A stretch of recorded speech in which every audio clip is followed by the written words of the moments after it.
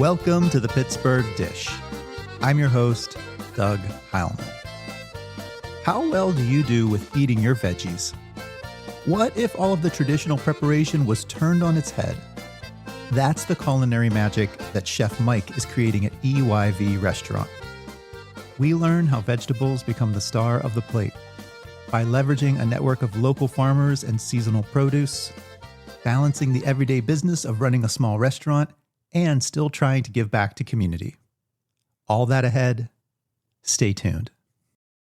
Thank you so much for coming over. Yeah, thanks for having me. Yeah. Long-time listener, first-time caller. Oh, well, I'm so glad we got connected through Pam Liu, who we both know is an incredible social media manager. Fantastic. Love her to death. Would you introduce yourself to our listeners and what you have going on in the world of food? Well, I'm Mike Godlewski, and I'm the chef owner of EYV Restaurant down in Deutschtown on East Ohio Street. Mm-hmm. A burgeoning restaurant row of things to come, even more that's already down there. There is a lot going on right on East Ohio Street. There is a lot, especially I remember from when I looked at the space back in like spring 2022 till now, just to see it transform. And I'm sure it's even more so for the people that have been down there, like at Bistro and Siempre, just to see the street. Yes. When they went in there until now, it's like good things happening. It's like a dining row. And so I think you get more people as opposed to being sort of off by yourself.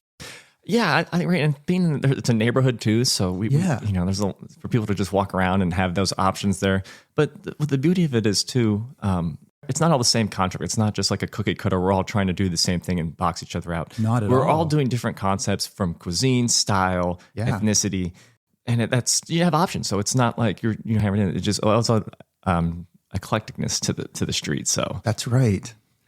You mentioned you saw the space in 22. It opened in 2023? We opened December 2022. Okay. Yeah, what year is this now? We are in 2026. It'll be 2022, yeah, because it'll be 4 years in December. So yeah, December 28th. Amazing. And for someone that hasn't visited EYV, eat your veggies, eat your vegetables. That's it. Whatever. It's a veggie forward restaurant. How do you like to describe it? The thing that I've kind of settled on and it's always changed, because I think when we first opened, we were meat as garnish. Okay. Because I'm not a vegetarian. Okay. But I think and that kind of just phased itself out naturally. I remember just looking at the menu one day and just like, oh, there's no like protein on here anymore. So let's just roll with it. And that's kind of how I, would write dishes anyway, was start with produce and seasonal, then plug something in, so it made sense. But I like to say we're the steakhouse of vegetables. Yeah. So what are you going for a steakhouse for? Like the main center of the plate is your steak. So we do the opposite. We are the vegetables there. So that's kind of we're the focal point. So sometimes we'll have a little confusion. We made sure to put it on our website that like, well, are you vegetarian? And traditional vegetarian, you expect tempeh, seitan, a lot of grains, things like that to be the center of the plate and like accompanied by that. We're the exact opposite. We have very few that's a feature on there. Right. If it makes sense in the context of a dish, those will be on there. Like we have stewed lentils on right now, a roasted carrot. That's like in the style of like an Umbrian, like roasted carrots and lentils, but that's like most of the grains. And it's like, like a little bit of starch, but yeah, the veggies are the star and we try to make them shine. I just looked this morning because your menu is changing all of the time. It is. Right. Usually it's not wholesale. So we have a couple staples on there, the farmer salad, cabbage pastrami. Those two are kind of on all the time. And then we kind of, some type of pierogi, but that's again seasonal. But for the first year and a half, that was just like the traditional potato one that we did. That was like my version of it. And I'm like, I got to get rid of this thing. Like I think I'm too stir crazy. I think it's the idiot, but like it's one of those things that from a business standpoint, you learn like we need to have these signature things, but also it's more of, I kind of lean against signature dishes because I always feel like you get stuck in the past and you're not moving forward, whether, not moving forward, but like, constantly we're trying to evolve and be better. And I just feel like if you're just staying there stagnant. So there's little tweaks and things that we do to those that are subtle for me that like, well, this could be a little better here. Just refreshes it. Yeah. But yeah, every we'll change 1 or 2 items every 3 to 4 weeks. Okay. We're going to probably change a couple things this week or early next week. Wow. We don't do a wholesale thing. Just for one, from a labor standpoint, it's just me in the kitchen. Yes. So that's a lot. But also, I always hated when, you had to, go over a whole new menu for your staff and like, well, how am I supposed to take all this information? So if we did that, it would be like 10 dishes. We would have to go spiel and try to learn like 1 or 2. It's a little easier to, to comprehend instead of having to like, well, what's new? Like these 10 things are new. It's new. Like, well, no, this one just came on. Gets at the talk about the seasonality of it. This is why it's on. This is what's coming off soon. So yeah, we use those as talking points, especially some people who are like, well, I wanted to try that. I'm like, well, it'll be on for a couple more weeks if you want to come back or not. But like, we tell them like the staples that are on there, like, especially if something's hyper seasonal, like we're in ramp season now. Yes. So like if you're leaning towards the ramps, get the ramps. Like the pastrami is always going to be there. So come back for that. And then, get your seasonal fix now while you can. You pulled one of my questions for later. I was going to ask if there have been some dishes on since the beginning. Can we talk just a little bit about cabbage pastrami? Yeah, this is speaking of evolution. So on the version menu now, this is like the 4th version of it. That we've had from when it first conceptualized. So we were doing this when we were doing pop-ups when the old fan favorite and friend Curtis Gamble at Station hosted us to do some pop-ups before we opened. And that was the first kind of dish I jotted down in like a notebook or like I think Apple Notes. Okay. That was like kind of like spurred the idea for this restaurant. Yeah. But yeah, we treat it just like beef brisket. All of the spices and the it gets brined in this. Yeah. Like it would, so just take the same process that you would do for brisket and just swap it out with cabbage. So it's not going to take as long as a cook. Sure. But the overall product, like the dish start to finish, I think takes 36 hours, like start to finish to like where it's ready to go on the menu. And that's a combination of all the components on there. It's not just the cabbage is the main one. That's the most one that takes the time. But yeah, there's always been some sort of, Reuben sandwich is kind of a pastrami sandwich. So there's Thousand Island Hollandaise instead of, that's your hot mayonnaise pretty much. Amazing.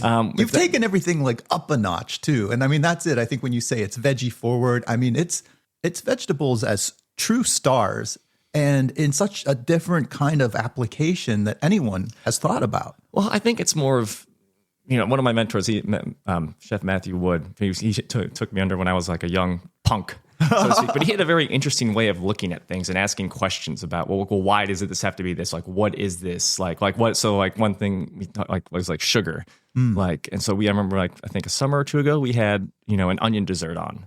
Oh, a chocolate and caramelized onion dessert, but it was like, all right, well, like we made a chocolate mousse, but we used an onion puree that was, caramelized as the sugar to kind of sweeten. And I don't like really sweet desserts, but that's like one of those things like, all right, well, onions have a lot of sugar. That's sugar. They do. And it's just like looking at things outside the box there a little bit. And it's one of those things where you get turned off and you have to sell a little bit like, well, I don't know. I just want to go eat veggies. I'm like, well, look at all the things that, people love. Like who doesn't love a nice tomato sandwich or French fries or mashed potatoes or corn on the cob or pizza? I mean, that's just tomatoes, cheese, tomatoes. So we use cheese and stuff. Like it's just, I think when you put those things in context of like what you love about veggies, and then you're like, well, I like that. Like, well, I guess like but it's never having that presented to have it as a meal. I have to say, since you have so many concepts going on, again, I always think about the newcomer. You are a dining place. You're open for dinner, right, through the week. No, not doing lunch. We're not doing lunch, no. Not doing brunch. We're not doing brunch, no. And it's just the labor would kill it. I'm sure. To just prep all the stuff. I'd live there more than I do now, so. Right, and you live there already. Yeah, we're already pretty much. So you do some things like a prefix menu, and also, is it the chef's table? Yeah. So tell us a little bit about that. Our standard menu is a 3-course prefix. So we kind of modeled it after Restaurant Week style menu. Just due to the success of that. And we did that because, before we were, the standard app, large entree. And just with trying to gauge like what people would eat like on an entree size, like a lot was getting like coming back or getting to go. So then, we would change it up, for Restaurant Week. And then we lean into more, well, people always want to try so much stuff. Like it's hard if you're just getting an entree. So we just did everything like we call them mid plates, like between an appetizer and a large appetizer, like somewhere in there. And then it was, and then that became a problem of, well, 6 people were going to get like just the pastrami and we're going to share it. Like, well, and then well, we're not full. I'm like, well, yeah, you got one thing and you split it between 6 people. Yes. Tom Colicchio has a great, I think, podcast or chat about that, about sharing plates like that anymore. Like you're not going to get the full experience, what you wanted out of it. But so then it was like, well, Restaurant Week worked well. And people are always concerned about, being able to try multiple things in the coming season. So I'm like, let's just do that. Like we tried it. I think we started it last April. Or last May, I think, and we just made the deadline. Well, it must have been April because I think the deadline was to run it through Restaurant Week for a couple months and then see, what the feedback was. If it wasn't working, then we would pivot. But we haven't moved away from it. It's been a year now. It's been over a year. So I mean, we do offer a la carte at the bar, a limited menu. So if you just want to pop in and get a quick bite, you can. So we didn't want to take that option away from people, but we've had a lot of success with it. That's great. So the prefix is for the general dining room. a la carte at the bar. Yeah. But then you do have this thing called the chef's so counter. Our kitchen is wide open. Yes. And that was by because the space was completely gutted. There was nothing there. So hindsight being 2020, there are some things I would have done different once you get in there, but like it looks different on paper, and then you get in there and you're like, oh man, I really messed this up. But but the concept was you were coming to dinner in my house, because you essentially are. You're in my house. I spend just as much time there as I do at my home, and that was kind of the vibes. I curate the playlist. I've been working on that since I think 2018. Amazing. So that's the one thing we get a lot of people like, can we share the playlist? Like, what station is this? I'm like, I just plug and play. Like it's going. It's on our Amazon playlist.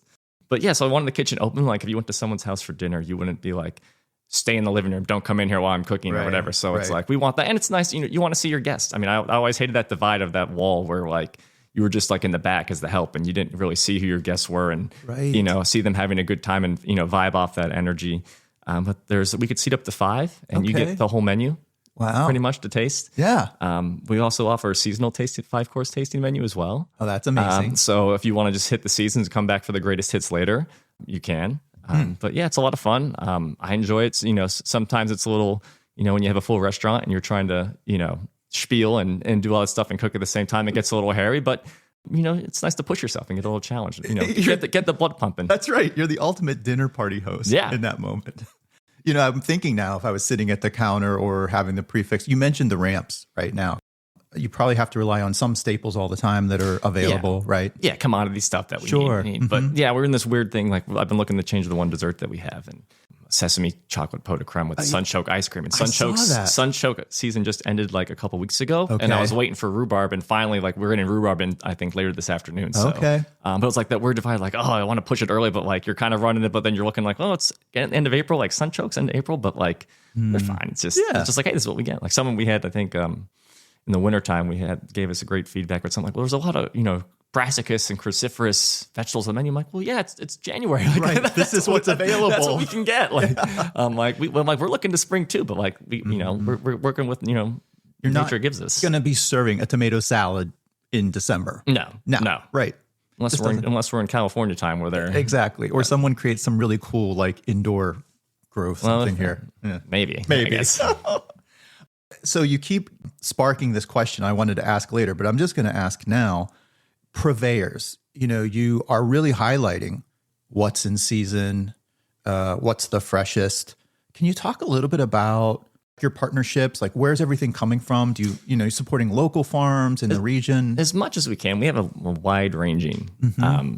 I'm trying to go. Actually, I just talked to Jodo from Cold Con. We were just texting about turnips. So over in Verona. Yeah, Verona. Yeah. B. Wilder. Yes. He's a good friend. Fun Gal Farms. We get Lion's Mane's mushrooms are fantastic. Bounty Beneath, their mushrooms are great as well. Bounty Beneath is from up my direction in Worthington, PA. Okay. Yeah, that's right. I think they just moved it up there too. I think they've gotten into a bigger space. We started working last year with Three Rivers Grown. They're great. Neil, who used to run, I believe, was Penn's Corner Farmers back in the day, which he did a great job, and he does a great job now with it. So I love that one because it's kind of, farmers because that's a big process of, if you're a small little farm having to deliver that stuff. Yes. Just the infrastructure and finding people to do it. That's a big thing, and that's a nice option that these farms that maybe don't have the resources to do that have an outlet to feature their product to not only restaurants, but also on a home side level, they have a separate for that to buy as well. So that's fantastic. Just to remind our listeners, Three Rivers Grown is, it started with Clarion River Organics, sort of a collective. Yeah. And as you're saying, they help to bring a lot of small producers together, local, like hyper local sometimes. But now you can order as a restaurant owner from sort of like their catalog and it's coming to you. Yeah, it's fantastic. Yeah. And it's a little better than maybe national food distribution. Not to say we don't have to use those too, but I mean, if you can get it local, I mean, why not? Why not? It doesn't mean local is always better. Sometimes, at Craven, but you pivot away from that. But, I mean, it just makes sense to not have something that's been sitting in a truck for a week or, right. Like when we get the turnips tomorrow and the greens, they're harvested like that night or that morning. Like they're out of the ground fresh. Incredible. And that's we run, sometimes we run an issue. We kind of, I think how we balance the menu out pretty well. We're prepping every like 1 to 2 days, and we're ordering just enough what we need because we don't have a walk-in cooler, so our space is already pretty limited. So we really have to dial in what we order for storage. So they're not even sitting in our coolers for a week. Usually by the end of the week, we're it's done, unless it's like really slow, which is a problem sometimes because sometimes you'll get one item that you forecast it will be balanced. And then all of a sudden the first, 4 tables all order it and you sell out in like the first hour and you're like, ugh, and you're like, and it's not one of those, it's what's just tough for us. It's not like you can just go back and like, well, I'll just cut some more fish, or I'll just, butcher another fillet of beef. Like, no, it's done. Like it's not till tomorrow. Like, oh my goodness. Well, I mean, and that's the thing with you keeping this menu so fresh, so local, ever changing. It's hard to forecast because you're always changing it up. Few and far between that happens anymore, but it does happen because it's like, life is going to happen. What can go wrong will go wrong. And that's it. But yeah, I mean, it is what it is. We try to explain that the best we can. I'm like, empathize and like at it. Like if you had your heart set on that, yes, and it's sold out and like by 7:30, 8 o'clock, like we try to communicate that. Like, listen, this is, we're just me and, we prep based on our reservations. So, and to forecast for a couple walk-ins and go from there. But if it hits, early, it's tough. It's tough. Yeah. I think it's the hardest it's ever been trying to just operate a kitchen, a restaurant, just a restaurant. Yes. I remember after everyone told me the first year is the hardest. And then I'm like, yeah, it was pretty hard. But then I remember like year 2 to 3, I'm like, it was way harder. Wow. Like, wow. Yeah. Interesting. Hi, this is Mike Godlewski from EYV Restaurant, and you're listening to the Pittsburgh Dish. I was thinking too, you were doing some pop-ups, so you didn't have the pandemic to get through either. This all happened afterward. We were at the tail end because... Were you in a planning stage? I was a planning stage pre-COVID. Uh-huh. And that kind of went on hold. I think it was 2021. I think I looked at the space. Got it. 2022, we were originally supposed to open May 2022. Okay. But we did have lingering effects of COVID in the sense that the supply chain was still a mess. Right. And then every week, you'd be, because you're waiting for permits or something like that. And some piece, like our hood, you couldn't order until you had this, I think some permit or something like that in place. Mm-hmm. And then, it went from like, oh, it's $25,000. Like, all right, next week it's 27, 20. And then like, it just kept going up. And every week it was just, everything was going up more or delayed. And like, it blew up, like just that waiting and price hikes, like blew up our budget. Like we had to cut a lot of stuff out. We had to crowdsource to raise some more money. Cause like, otherwise we weren't getting the doors open. Like it was just a killer. But the pandemic itself, that lockdown kind of moment didn't squash your idea. It did. I was ready to quit. Really? I was looking at to reapply and go to law school. Really? To finish. Yeah. My goodness. Yeah. I was over it. And then I think it was like this is done. Like we're not coming back. I mean, the early days too, doom and gloom. Like how to like this is just going to crush people. And there wasn't a lot of government assistance going on until later. And at the date it was going to the bigger groups. It was harder for smaller independent people that really needed to get it. Yeah. So I'm like, this is done. It was over. And then like it kind of switched of trying to just be more, seeing your friends like posting like, we need help or, this. And you're like, well, all right, well, let's get back in the game and help people out and see what we can do. And that kind of like lit the fire back a little again. Oh, good. And kind of like, I guess some restaurants called it like the change, how like culture and everything operates. They called it like the reset. Yes. And I think that's kind of fallen by the wayside overall. But, that was general idea. I'm like, let's try to improve conditions a little bit. I mean, some days are better than others. Yeah. But, that was the goal. I'm glad you hung in. Yeah. I mean, you're always hanging in this business. You're always, like that picture with the cat hanging on with the little claw there, like exactly. Hang in there, like you can do it, the other thing I was thinking about as you were talking about building the restaurant, you're getting the sourcing the vegetables. I think I came across another article. Are you all induction? We are electric. Tell us a little bit more about that decision. That was an early thing. It was more of like, what's an environmental? Like, yeah, you're not using gas. And, my pivot point was like, yeah, but I'm like, we don't, where's that energy come from to power those electric things? So if it's coming from fossil fuels, you don't know. Like, right. Yeah. So is it better yet? But it was more of, the space was small. Right. The kitchen was open. So the gas and everything gets hot. It makes it really hot. Mm-hmm. So I wanted to keep it cool. But B, also, it's just more efficient induction burners. I mean, is it more precise? Can you like dial it in? You can. There's a really high end, Polyscience makes one that like you can really dial it in. But it's just more efficient. I think the numbers escape me now, but I think for the amount of whatever energy that a gas stove uses, you only use like 40% of the energy depending on the stove, but induction's between like 80 and 90. So you're using your energy more efficiently. As a gas flame, it kind of hugs the stove, and you're going to get hot spots with induction. It's magnetic. So it kind of just takes on the whole surface of the pan. You get a little more even on your pan and not have as many hot spots. And so it was a little learning curve too, because I was, my whole life was cooking on gas.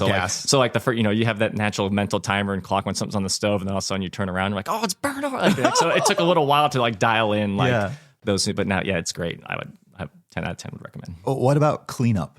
That's also too good. So, cleaning grates. So you just, scrub it down. You can lift it up. And then, and that was another thing for us too, because our space is so small. So we had to figure out how to utilize. So, listen, one of our inductions is on top of one of our, hot hold chambers. But if we had a gas stove, we couldn't put that on top of the stove. So it's like, it's also from flexibility. Yeah. Efficiency, all multiple things. I love that. And that was more of my time seeing how, it could work staging in kitchens in Manhattan. I had met Chef Chris Galarza. Yeah, great. And Yeah, he's like a promoter. Yeah, of he's that. he's the. Oh my god, I can't remember the name of the company now that he works the organization. Yeah. That's Oh my god, I'm drawing a pushing blank. That's but yeah, he's great. He goes into kitchens and helps transition and shows the benefits that. He reached out with us early on, or I reached out to him. I can't remember who. When I was looking into it, he was a great valuable resource. And you started to go there. I think. Had you experienced induction in your early chefing? No, it was relatively. We had a always. Couple, yeah, we had some portable ones when I was at the Duquesne Club for to make things in the cold side Garde Manger area. Okay, but not like a turn and burn hotline. But I'd go to Stageman. I think when I went to Dirt Candy. We also are. She's a vegetable restaurant as well there. Yes. Probably one of the pioneers, leaders she doesn't get enough credit either for being the forefront of that, and not just for veggies, but just the quality of food and chef that she is. Amanda Cohen.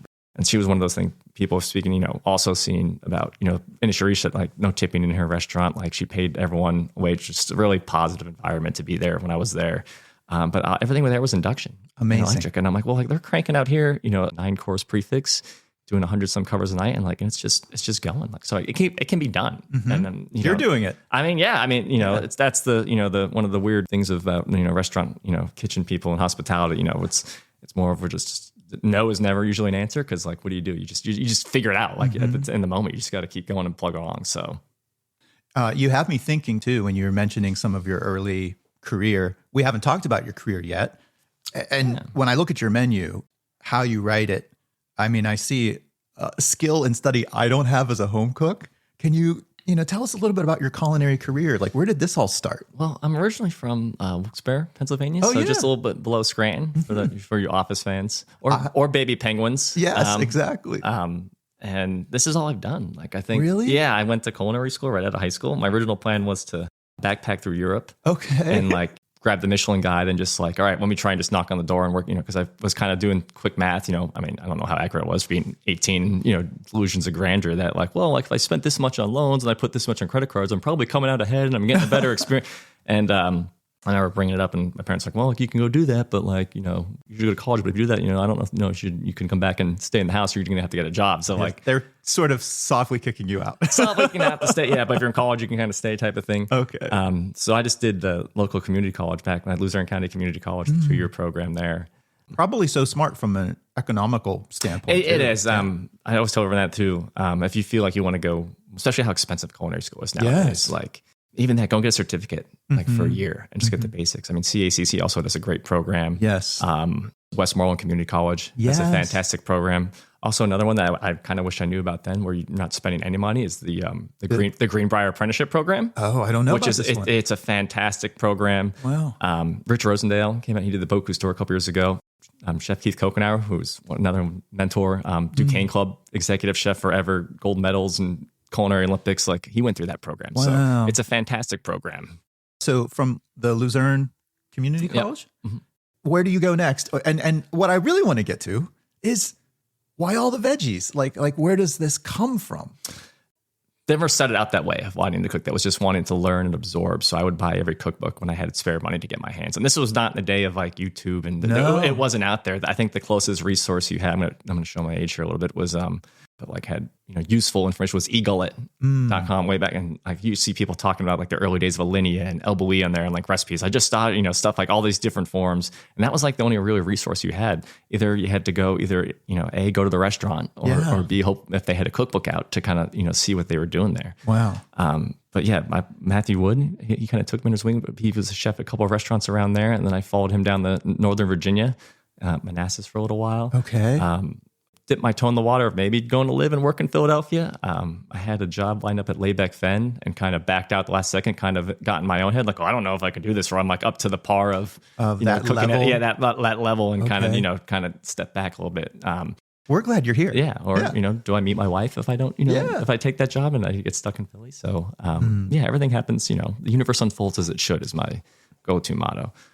Did you ever do the backpacking through Europe? No, I never did. I've never been to Europe. No, that's still on the bucket. bucket. Wait. You've never been to Europe yet? No. We need to change that. I know. It's the hard one. You're, a young cook. I think, the most I ever made coming up, even when I was a sous chef in some places in, my early 20s was $9-10 an hour. Yeah. And this is in, mid 2000s. Right. So like, you're just, you were just married to the job. And I was just, I just couldn't get out of the kitchen. Like I just took every shift. I was there all the time because that's what cooking is. Some people want to know how to become a good cook. Cook. Yeah. Look, it's all muscle memory and repetition. It's what you need to do. Like, so if you want to be a better, knife skills, well, use your knife skills. I tell, I used to sit in my apartment and, it's just going to be Quenelle ice cream. Oh my goodness. Or Quenelle, then 1 spoon Quenelles. And I used to I remember, reading how to do it in the French Laundry cookbook when I was like 19. So I would just sit in my apartment with like 5 pounds of butter softened and just Quenelling it and then dropping it like in my free time. Like, like what normal human being does this? I don't know. Mike. But like, I just had to know how to do it. Like, I know. Mike, you are obsessed. I want to go back a second. Before you made the decision to go to culinary school, growing up in Wilkes-Barre, like when did you start to cook, or what was food life like as a youngster? Yeah, I mean, mom usually generally made dinner. Dad was the grill. She tried to have dinner on every night while working, a full-time job with three kids, 3 boys, all within the same, with a year of each other. So we were little, tyrants. Okay. So I can't even imagine having to deal with that. We'd go to our grandparents for Sunday dinner. Awesome. That was kind of one of, I don't know, I don't think it took into it, but maybe subconsciously that was like one of my grandfather's kind of things he always wanted to do. He was a coal miner. Yeah. Like it's all like that whole age of migrants, of people that immigrated to America from, he came originally from Poland. Yeah. And got a coal mining job with his family, and but he always loved making breakfast. He always wanted to do like a diner. Oh. So that was kind of something that I don't know if that was subconsciously in my head. So it wasn't something like, oh, I got to do this because he wanted to do it, or like it was just kind of because I used to say for years, like, I'm never opening a restaurant. Like it's a crazy person's dream. Like, what's wrong with you? Like, Here you are. Yeah, and you know what? I eat crow so much, so it's like, what? Let's just keep it going. Did you cook as a young person, as a teenager? So there's that Wilkes-Barre Screeners is the land of, there's an old joke. You can't go a block without seeing a bar, a church, and a pizza place. So there was a Italian restaurant. Their pizza is Colarusso. So they're more Old Forge style, and that's where their main restaurant was. But they had a location that was like maybe a half mile from my house. I could walk to it. And what's the name again? Colaruso's. And 15, what are you looking at? What's the most thing? Getting a car. Yeah. Getting your license. So I'm like, all right, well, I need to start saving some money to buy a car. So we walked in there. We used to get their pizza every Fridays or so. And then like, hey, do you need any help? I'm like, yeah, we need a dishwasher. And then I started dishwashing when I was 15. Like most people in this area, the gateway drug into the industry. Yes. I remember sitting there and getting all the dishes done. Didn't want to do that, but the cooks would, that were there would want to go out and smoke cigarettes. So I would just start subtly paying attention to like when orders would come in, like, well, how do you do that? Like I made sure the dish pit was always cleaned up so I can kind of just hang out and watch. Yes. And then, they were like, oh, this order came in. I was going out for a smoke. I'm like, oh, I know how to do it. Like, go smoke. I'll do it. And then they took more smoke breaks so I could, and then I jumped in there, and then eventually one didn't show up. And the owner was like, oh man, like who's going to fill in? I'm like, oh, I know how to do it. I'll do it. And he's like, and he's like, all right, let's see it. So my goodness. And that I never looked back. That was 2002, summer 2002, somewhere there. I don't know. It all blurs. Time's a flat circle. It all blurs together. Well, then, as you said, you go to culinary school, you follow some chefs, you do the learning. When do you come to Pittsburgh? We came here in 2009, November 2009. Okay. And that was more of, and so we both, my wife and I both, now my wife, we were living together and our lease was up in our apartment. We were down visiting some friends at the time. They were, a bunch of them were going to Duquesne. Here in Pittsburgh. Yeah, Here Pitt. In so yeah, and I'm diehard Steelers and Penguins fan. Okay, yeah. So I've been down to the city quite a bit, familiar with it, and we were down here hanging out, and we just had a great time. Like, what if we just moved here? And she's like, okay, and like we kind of talked about it, and then like we just did it. We just moved. Love that you did. Yeah, and that was my heart was top of the list was trying to get a job at the Duquesne Club, just researching it and all that, and just like this, I think this is somewhere I can go and get my butt kicked. And that's what you were looking for. That's what I was like, yeah, like because before we moved down there, I was an executive chef at a restaurant. The chef got fired. Wow. I was 21. Yeah, the chef got fired, and they just like, well, like you're it. And I'm like, okay, and like I did that for a year. It was a lot of fun. I made a lot of mistakes. That's what, but yeah, just what learning is. But yeah, but it was just like for a while, like, man, I'm 22. I'm like, man, like I shouldn't be this burnt out already. Like at 22. And I'm like, this is just too much. And just, things kind of just fell into place kind of after that. And so it was like everything, worked out. Was the Duquesne Club the first solid job you had here then in Pittsburgh? It was the only job I've had here. Oh, before you went out on your own. Yeah. Amazing. Well, I did a little stint between, I was the opening chef at the Foundry in the North Shore. I was there for a couple of years, and then being there and putting all the work in, the great space, the owners there, and Andy, Michelle, and Rob, they're such great people too. So that was hard to put my notice in there. But again, like we started a chef's table in that kitchen. Okay. And like, again, I think I remember the first like 3 or 4 courses were just vegetables. And then moved into proteins later on. But that was like, oh, this is kind of like, I like doing this. Like it's challenging, it's fun. You're working peak seasons, and that's where that idea kind of started to, sputter. And you're like breaking rules all the way because you're doing your veggie forward meal. That's a young punk, skateboarder growing up. I was all about breaking rules. So I love it. For someone that, performs well in the hierarchy and structure of a kitchen, sometimes I have someone go, I got a problem with authority. Like, like you tell me no, I'm just going to do it. So right. So it's a motivator. Yeah, but not in a kitchen though. It was always yes, chef. Like it was like so. That was always a weird dichotomy. Like you're so like, and then you get outside and you're just like a maniac. And I'm like, it focuses you. Yeah. Well, that's what it's like. It's like my ADD brain, and like I'll like be having conversations with my wife and just stop talking mid sentence because something pops in my head, and she's like, yeah, and I'm like, what? She's like, are you done? Like, and I'm like, oh yeah, what were we talking about? And like, you're processing other stuff. Yeah, just going in there. But yeah, it's just that you have a task to get done, and you're just moving along, and I thrive in that. Side question: do you enjoy watching The Bear? Have you watched The Bear? I have. I think it's well done. Okay. Especially the first 2 seasons. But it's stressful. Yeah, it's stressful watching it. I cannot watch it, and I've never worked. I mean, beyond like dining halls in college, I haven't worked in a professional. At least kitchen. the first one. So I think the one that I was like was the most like one that like because I watched it first, and then my wife kind of caught like the tail end. So like she's like, well, I'll go back and rewatch it with you, and like I'm so ingrained, like especially with how accurate it was first. Like I was suddenly would like move my hands, just motion, like while I'm sitting there, I'm like moving, like oh, it's do so that, accurate, and then like she's like, what are you doing? I'm like, what are you doing with your hands? And I'm like, huh? And I'm like, oh, I don't know. And like, and I'm just like. Like that's just muscle memory. You're just watching things go down, and then my goodness. But the stressful is the one that they let the to-go orders go live, and the printer's printing just constantly. And I'm like somebody turn it off. Like why would you not just turn it off? Like it's already done. Like you're not making that. Like turn it off. Like hopefully you're not having those moments at EYV. Duck on a pond. Okay. Duck on a pond. Okay. There's always smooth on the top. There's always fires to put out somewhere that you're and that's what I know. And I think every day before service starts, there's always always have the butterflies in my stomach. That's good though. But that's one of the, and I think I can't remember his name. He was the pastry chef at La Bernardin for a while. I think he teaches at the French Culinary Institute now, or that name's changed. But I can't remember his name. But he's like, I know I'll hang it up. It's like every day. He's like, if I'm doing this for years and I still get butterflies. Yeah. He's like, the butterflies go away. I know it's time to hang it up. Like it's done. Like, so that's right. Well, I'd like to move us forward too. So hopefully the butterflies are still going. They're still going. What is on the horizon for EYV? Any upcoming events? Anything you're looking for ahead this summer? Any goals? Well, I always joke. I say, like, keep the lights on. Yeah. That's goal number one. Yeah. And we just kind of play it by ear as opportunities come and go. Being that's we're such a small space, it kind of limits us to what we can kind of do, especially offsite. Especially there's fundraising or trade events that we'd like to do, but they sometimes fall on a weekend, so it's kind of hard to justify closing a weekend to go do that without tough.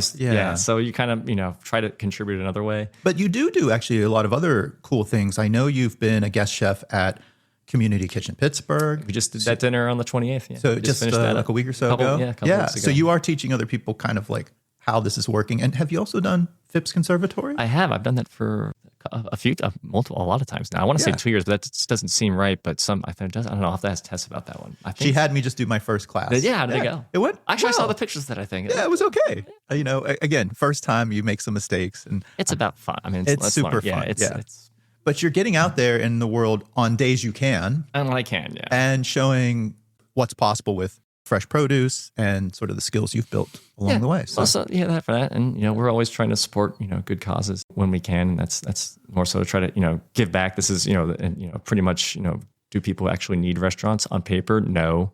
It is a business. So you're trying to, at least break even, but we'd like to make a profit, but like, how do you give back? Razor thin margins. It's smaller every year. Yeah. And, like even that just, your margins, look at, what the inflation percentage has gone up from January till now. Well, our prices didn't go up, but everything else has gone up. So your margins think, so it's tough and hard. And so you try to make a balance. So like, we still want to give back. I mean, I'm always the first person if someone asks like, hey, can you help volunteer or donate? Yeah, like sign up. And I think that's just the restaurant community in general, especially here in Pittsburgh. You ask anyone for like to help out for a call or something, like it's always, yeah, we'll figure it out how to make it work. So absolutely. The chef community here, hospitality industry here is really fantastic. So good. Mike, let's remind listeners, number one, your location and hours again. So we're located at 424 East Ohio Street, Deutschtown. We're currently open Wednesday through Saturday, Wednesday, Thursday, 5:30 to 9:30. Last reservation or seating's at 9, and then Friday, Saturday, 5:30 to 10. Last seating at 9:30. Excellent. And if someone wants to find you and follow you on social media or your website, could you give us those? Yeah, they can hire a private detective, or it might be a little more cost effective and easier. You can find us at EYV_restaurant on Facebook and Instagram. Also on our website, EYVRestaurant.com. If you want to get in touch with me personally, there's a little contact form there too to shoot me an email about questions or anything like that. Even private events and stuff. Private events, yeah, we do Love those. That We catered a wedding for 100+ people a couple Augusts ago, so that was a great experience. Yeah, that was a lot of fun. Great people too. They just had their baby, I think, a year ago. So yeah, they're on parenting mode now. They're fantastic. Wonderful. Well, Mike, I always like to ask a traditional ending question. The name of the show is the Pittsburgh Dish. What's the best dish you've had to eat this past week? It's not going to be a shocking decision for going on page, but it was whatever new Crunchwrap is on at Taco Bell. What? Really? I love that answer. That's the last dining experience that I've had. That you've had? Yeah, going out to eat. Oh my goodness. Well, I mean, how can you beat a Crunchwrap? It's got all the things. That's one of my guilty pleasures, Taco Bell. I know. I'm guilty. I love Taco Bell for the reason that they are unapologetically, we are Taco Bell and this is what we do. Yes. And like, we're just going to do this, as opposed to like, when people are like, oh, we can get a salad here at McDonald's. We're like, no, we're Taco Bell. We're putting stuff in a Dorito. Get down here. Exactly. I respect it. Well, it's been so great to get to know you and talk with you today. Likewise. Thank you for having me on. It's been a pleasure and an honor. Chef Mike Godlewski of EYV, thank you so much. Thanks for being on the Pittsburgh Dish. Thanks for having me. Hopefully talk again soon. If you enjoyed the show, we would love for you to become a monthly monetary supporter. Just click the link at the bottom of this show's description or visit our website at pittsburghdish.com and tap the support button. And if you want to follow my own food adventures, you can find me on social media at Doug Cooking. That's our show for this week. Thanks again to all of our guests and contributors, and to Kevin Selecki of Carnegie Accordion Company for providing the music to our show. We'll be back again next week with another fresh episode. Stay tuned.